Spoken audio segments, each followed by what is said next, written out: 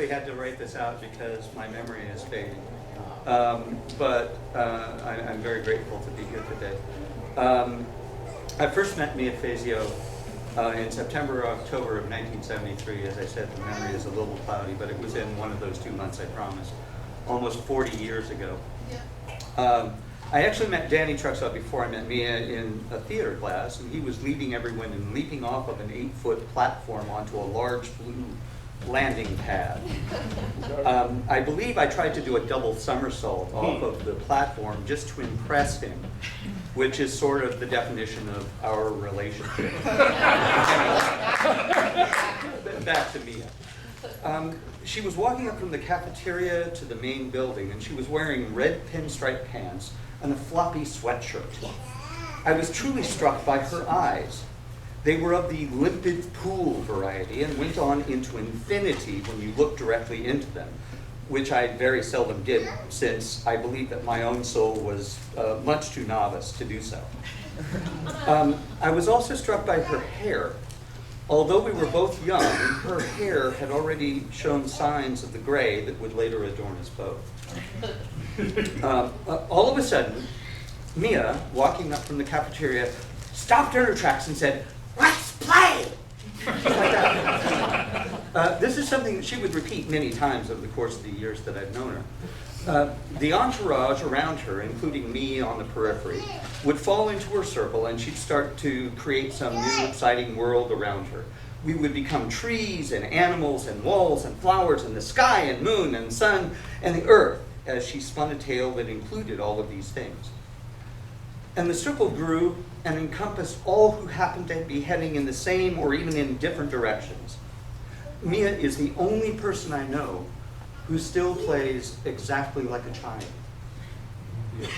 Over the course of that year, I had the good fortune to see Mia on stage. She had been cast as Conjure Woman in a play, Dark of the Moon, by Howard Richardson and William Burney. I think they must have been thinking of Mia when they wrote it. The play was a series of vignettes focused on the story of a witch boy, John, wanting to become human after falling in love with a human girl. One of Mia's lines in the play stands out to me to this day, and the rest of the cast, as the rest of the cast froze during a celebration scene, Conjure Woman steps forward and declares, "Evening, Preacher Haggard. Nice to see you out. Nice to see all of you out." It was said with such biting humor and viciousness that it really took me aback. I mean, how could this sweet, loving person that was so childlike in so many ways be so mean? I liked it. I really did like to be mean.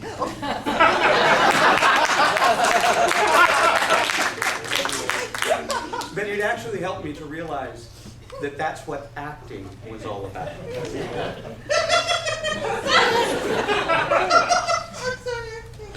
okay. I like it. Mia and I had several opportunities to work together in the course of that year. We were working on a lab project, with Danny directing, of course, entitled Sparrowhawk, the Wizard of Earthsea, a play based on the novel of Ursula K. Le Guin that Danny was writing. And it was truly a fortunate experience for me, as Mia and I were allowed to improvise our characters together with Kathleen McManus, another fine actor who I wish was here. I believe we produced some really fine theater out of those labs, and we also developed a strong personal trust between us, which lasts to this day. The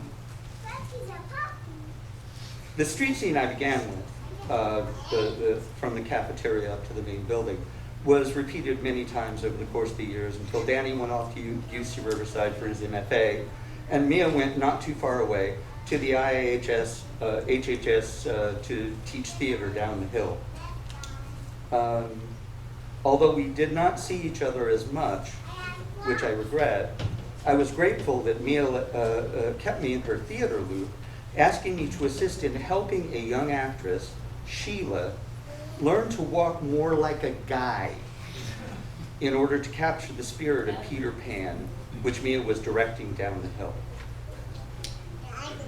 And now, thank you for listening to my little part of this.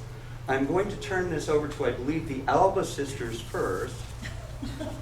And then, in order to paint the picture of Mia more fully, I'd like to bring up Sheila Chacon, who portrayed the role of Peter in that wonderful play.